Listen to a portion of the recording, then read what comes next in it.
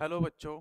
मैं सुनील यादव मां शारदे पाउटा के ऑनलाइन प्लेटफॉर्म पर आपका एक बार फिर से स्वागत करता हूं। बच्चों, उम्मीद करता हूं आप सब सकुशल होंगे। अच्छी पढ़ाई चल रही होगी आपकी। और आज बेटा वो अपन बात करने वाले हैं उसी केमिस्ट्री की क्लास की, दूसरी क्लास की। आज का अपना टॉपिक वही रहेगा, पीरियोडिक टेबल, और क्लास दूसरी रहेगी। तो देखते हैं आज का पहला क्वेश्चन। फर्स्ट क्वेश्चन है, लोथर मेयर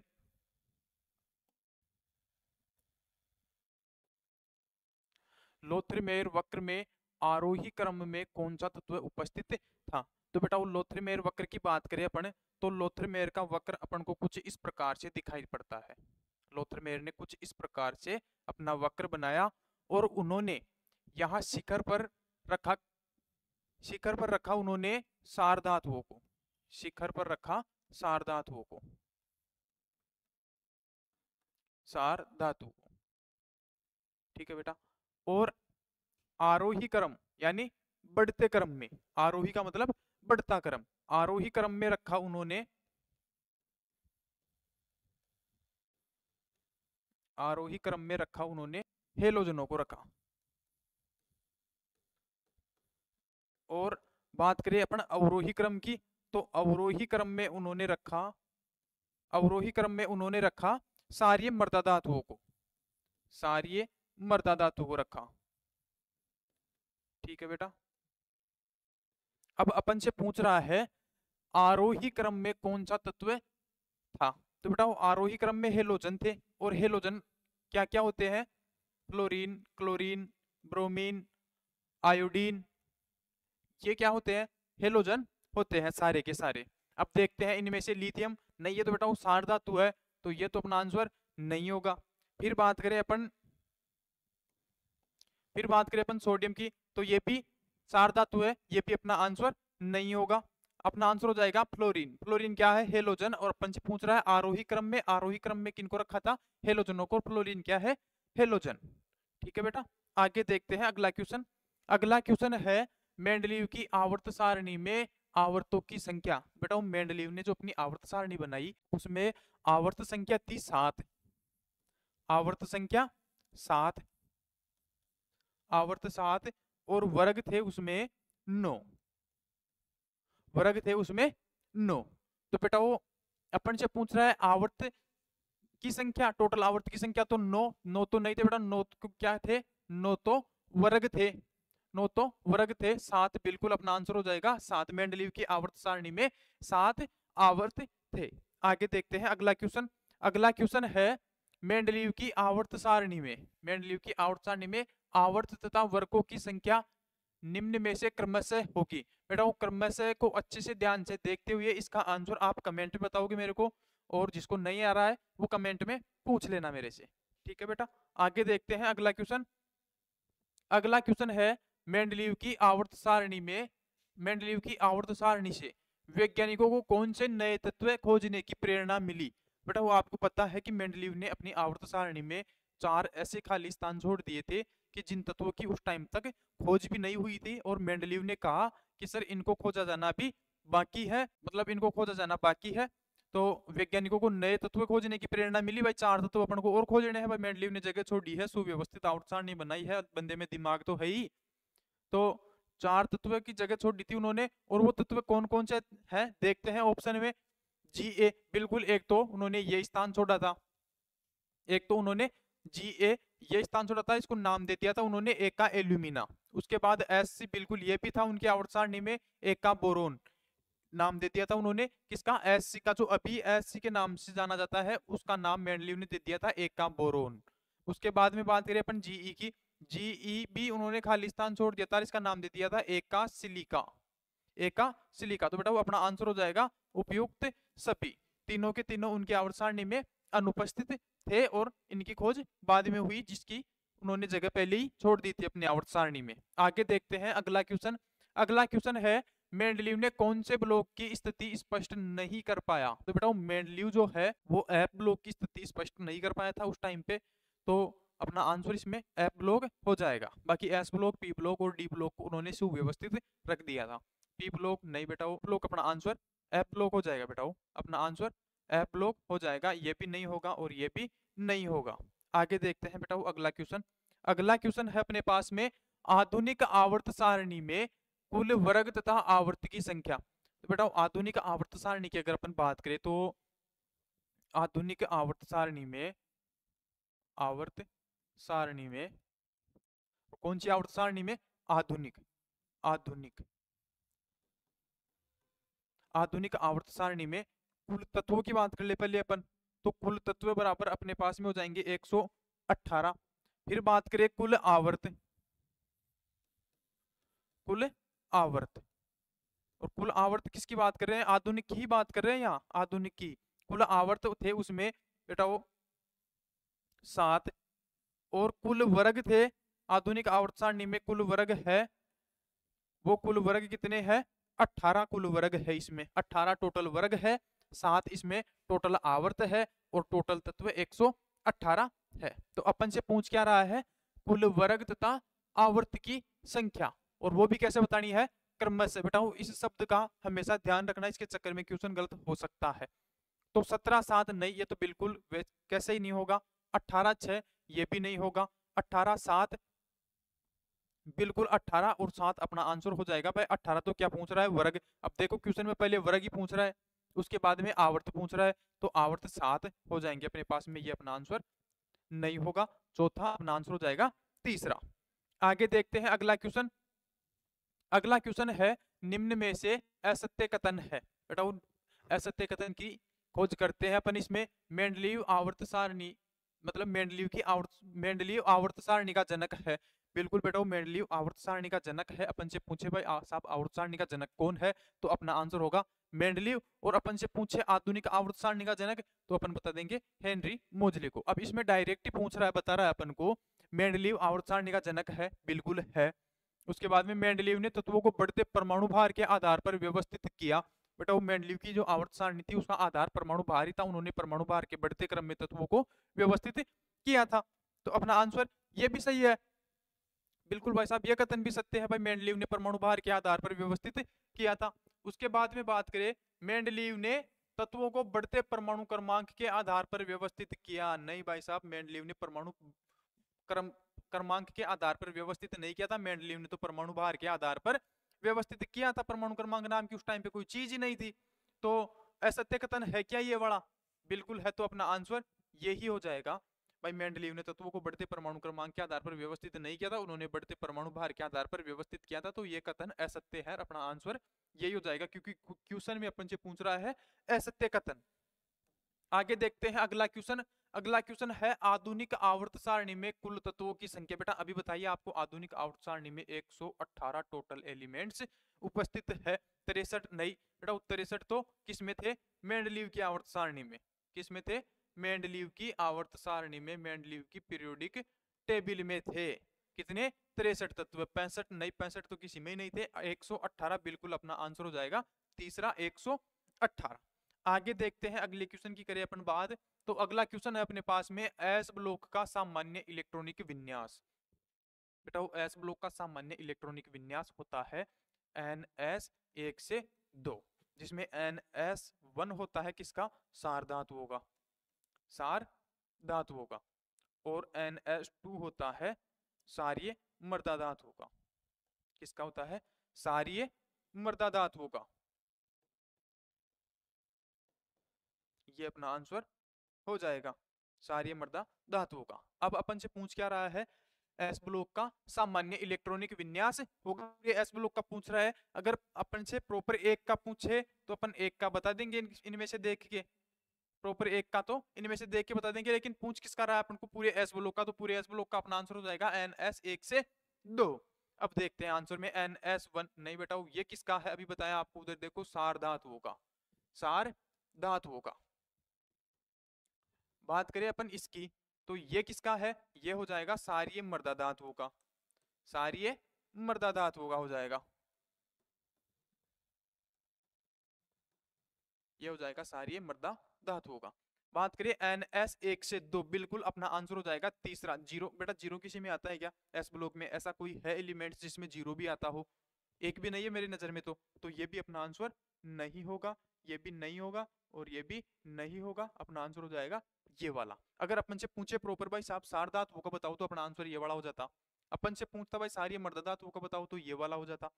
और प्रॉपर पूछा अपन से किसका, एस ब्लॉक का पूरे का, तो एस ब्लॉक का एन एस 1 से 2 हो जाएगा, एन एस 0 से 2 किसी का भी नहीं होगा। आगे देखते हैं अगला क्वेश्चन।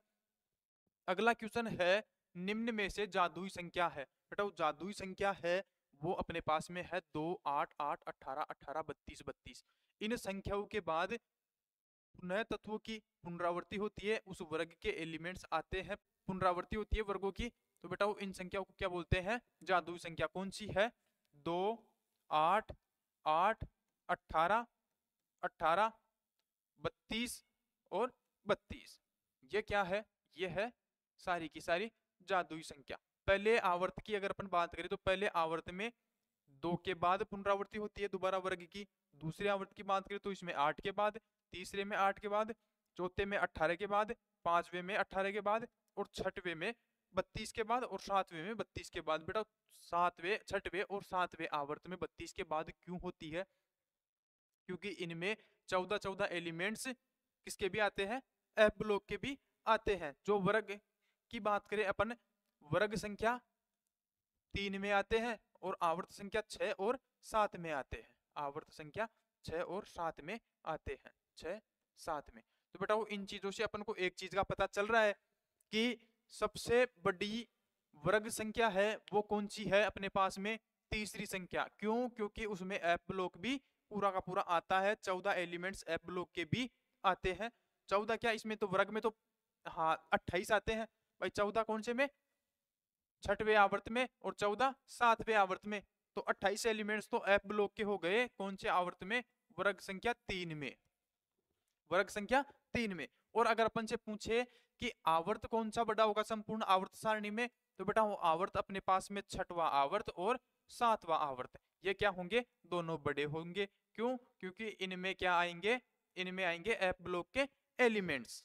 तो अपने से पूछ रहा है जादुई संख्या, जादुई संख्या 2, 8, 8, 18, 18, 32। नहीं बेटा अगर इसके आगे 32 और लगा होता तो अपना आंसर यही हो जाता। आगे देखते हैं 2, 8, 18, ये भी गलत हो गया, 8 दो बार आनी चाहिए, इसमें भी 8 दो बार नहीं है। इसमें देखते हैं 2, 8, 8, 18, 18, 32, 32, अपना आंसर हो जाएगा कौन सा, चौथा। बेटा वो जादुई संख्या कई बार पूछी जा चुकी है, थोड़ी सी मोस्ट है, तब अपन ने ये वाला क्वेश्चन आपको समझा दिया है, बता दिया है। आगे देखते हैं अगले क्वेश्चन की करते हैं बात।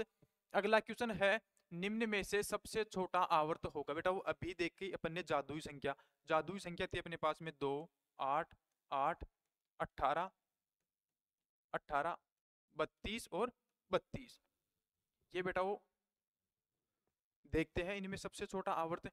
तो सबसे छोटे आवर्त की बात करें अपन तो पहला आवर्त है उसमें सिर्फ 2 ही एलिमेंट्स आ रहे हैं। देखते हैं इधर, इधर हाइड्रोजन है और इधर हीलियम है, इधर हाइड्रोजन और इधर हीलियम है। इस आवर्त में कितने एलिमेंट्स है, टोटल 2। उसके अलावा किसी में आपको 2 और दिख रहा है क्या, नहीं दिख रहा, नहीं दिख रहा है तो अपना आंसर हो जाएगा 2। कौन से आवर्त में, पहले आवर्त में कितने एलिमेंट्स, ओनली 2 एलिमेंट्स। तो देखते हैं 7, नहीं बेटा वो 7वां तो सबसे बड़ा है, छठवां भी सबसे बड़ा है, दूसरा नहीं होगा, पहला अपना आंसर हो जाएगा क्योंकि पहले आवर्त में हाइड्रोजन और हीलियम नामक 2 ही एलिमेंट्स पाए जाते हैं। आगे देखते हैं अगले क्वेश्चन की करें अपन बात। तो अगला क्वेश्चन है अपने पास में निम्न में से सबसे बड़ा आवर्त है। बेटा वो आवर्त अभी आपको बताया कौन सा, छठवां और सातवां। तो 7, 6 और तीसरा ऑप्शन है अपना ए व बी दोनों। तो बेटा वो दोनों है क्या आवर्त बड़े, छठवां और सातवां आवर्त, बिल्कुल है क्योंकि इनमें एफ ब्लॉक एलिमेंट्स आते हैं। तो अपना आंसर हो जाएगा तीसरा, ए व बी दोनों। आगे देखते हैं अगला क्वेश्चन। ये देखो बेटा वो अपने पास में पीरियोडिक टेबल आ गई है। ये तो है अपना क्या, पहला आवर्त। पहले आवर्त में कितने एलिमेंट्स आ रहे हैं, 2, और किसी में भी 2 आ रहे हैं क्या, नहीं आ रहे। तो अपना आंसर हो जाएगा उसमें जो अभी पूछा था अपन को भाई सबसे छोटा आवर्त है, तो सबसे छोटा आवर्त ये कौन सा है, पहला आवर्त, ये दूसरा, ये तीसरा, ये चौथा आवर्त, ये पांचवा आवर्त, ये छठवां आवर्त और ये सातवां आवर्त। वर्गों की बात करें तो ये है पहला वर्ग, ये दूसरा और ये तीसरा। अब बेटा वो ये वाले जो तत्व है इन तत्वों को बोलते हैं लेंथेनोइड तत्व। ऊपर वाले तत्वों को क्या बोलते हैं, लेंथेनोइड तत्व। ये तत्व आते हैं सिर्फ यहाँ पर, ये 14 के 14 एलिमेंट्स है यहाँ पर। तो देखो ये छठवां आवर्त बड़ा हो रहा है क्या, इसी में छठवें आवर्त में ही आ रहे हैं क्या, ये इसी में आ रहा है, तो अपना सबसे बड़ा वर्ग की बात करें तो छठवा हो जाएगा। और ये वाले जो एलिमेंट्स है इनको बोलते हैं एक्टेनोइड, इनको बोलते हैं एक्टेनोइड। तो एक्टेनोइड आते हैं इसके जस्ट नीचे वर्ग संख्या 3 और आवर्त संख्या 7। तो बेटा वो इस छठवें और सातवें आवर्त में तत्वों की संख्या बराबर है क्या, बिल्कुल बराबर है। क्यों, क्योंकि वैसे तो बराबर दिख ही रही है ऊपर, तो नीचे वाली में 14 एलिमेंट्स और आ रहे हैं, तो बराबर हो गई, कितने तत्व हो गए, 32 तत्व हो गए, गिन लेना आप।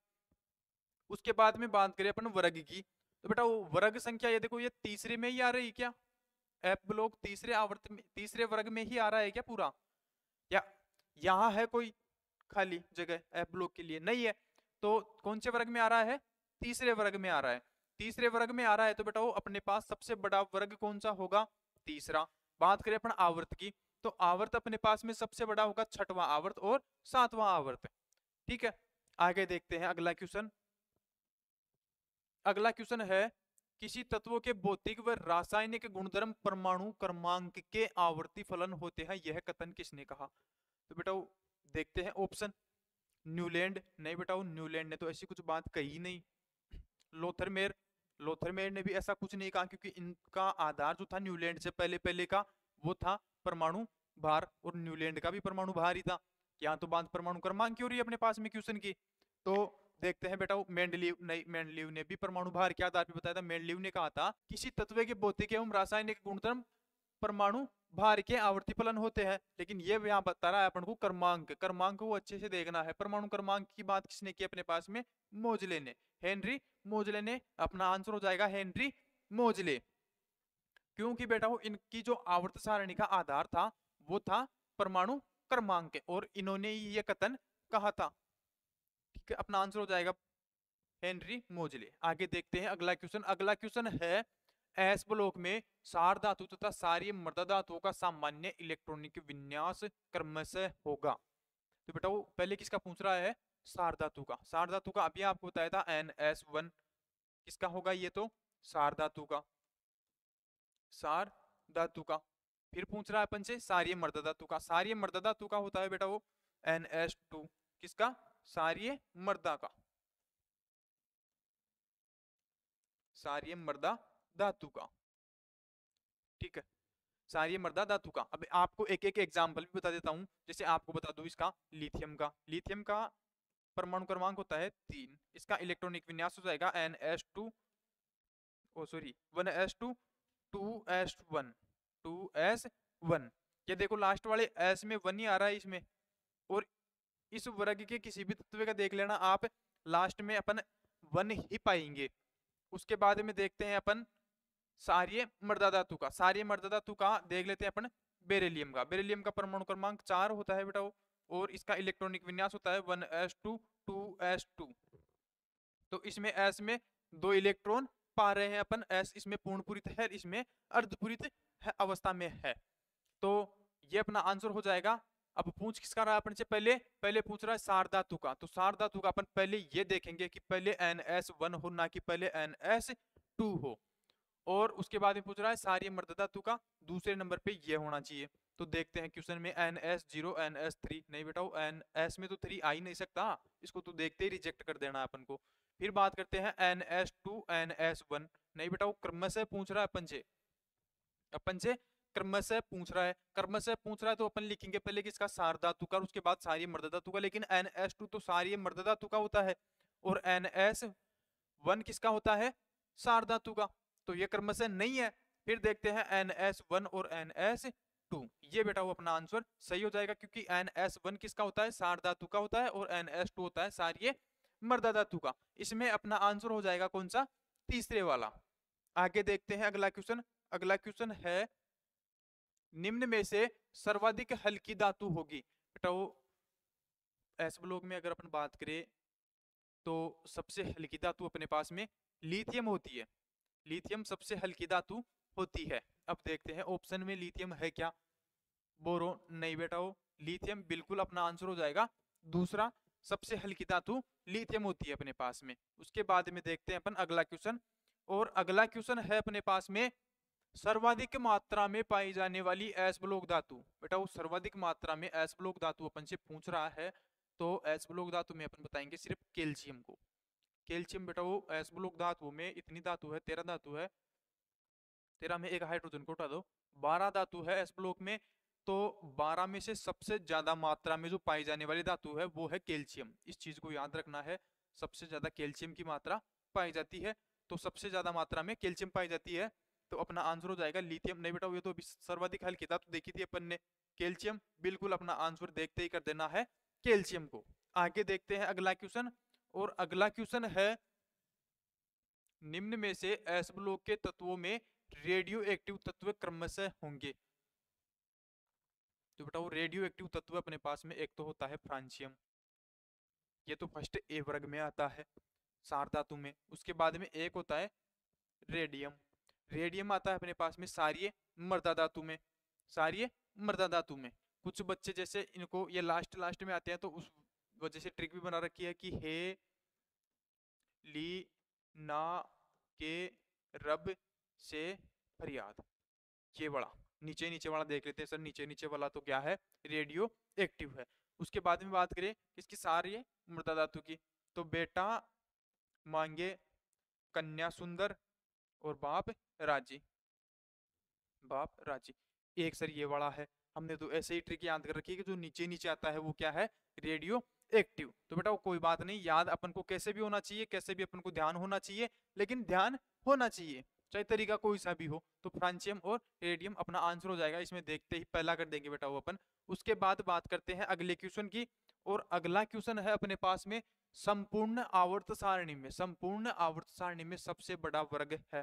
बेटा अभी आपको बताया था वर्ग, जो अपने पास में पीरियोडिक टेबल अभी आई थी पीछे स्लाइड में, तो उसमें मैंने आपको बताया था कि बेटा वो अपने पास में सर्वाधिक बड़ा आवर्त कौन सा होता है, सबसे बड़ा आवर्त कौन सा होता है, क्यों होता है, क्योंकि उसमें 14 एलिमेंट्स, 28 एलिमेंट्स करके एफ ब्लॉक के भी आते हैं। तो ये वाला क्वेश्चन भी, इसका आंसर भी आप मेरे को कमेंट में बताओगे बेटा, वो इसका आंसर भी कमेंट में बताओगे। उसके बाद में बात करें अपन सेकंड लास्ट क्वेश्चन की, निम्न में से एस ब्लॉक के लिए, एस ब्लॉक फर्स्ट ए वर्ग के लिए सही कथन है, निम्न में से एस ब्लॉक के फर्स्ट ए वर्ग के लिए सही कथन है। तो बेटा देखते हैं, कथन पढ़ते हैं। बाह्यतम कोश में एक इलेक्ट्रॉन होता है, बिल्कुल बेटा वो होता है, फर्स्ट ए वर्ग में आती है सार धातु, और सार धातु का सामान्य इलेक्ट्रॉनिक विन्यास NS1 होता है, तो एक इलेक्ट्रॉन ही आ रहा है बाह्यतम कोश में, तो ये कथन तो सत्य है। फिर उसके बाद में देखना है सभी धातुएं चांदी के समान सफेद होती है, बिल्कुल बेटा वो एस ब्लॉक धातुएं चांदी के समान चमकदार तथा कोमल होती है, और इतनी कोमल होती है कि इनको चाकू की सहायता से आसानी से अपन काट सकते हैं, इनको चाकू की सहायता से आसानी से काट सकते हैं, मुलायम भी होती है मतलब, तो ये वाला भी सही है। उसके बाद चमकदार एवं कोमल होती है, कोमल बताई दिया बेटा इतनी कोमल होती है कि चाकू की सहायता से आसानी से काटा जा सकता है, नहीं दांतों को आसानी से चाकू की सहायता से नहीं काट सकते। तो फिर देखो अपना आंसर हो जाएगा सभी, क्योंकि सारे के सारे का तनी क्या है, सत्य है। आगे देखते हैं अगला क्वेश्चन, और अगला क्वेश्चन है एस ब्लॉक तत्वों में सबसे छोटा परमाणुकीय आकार होता है।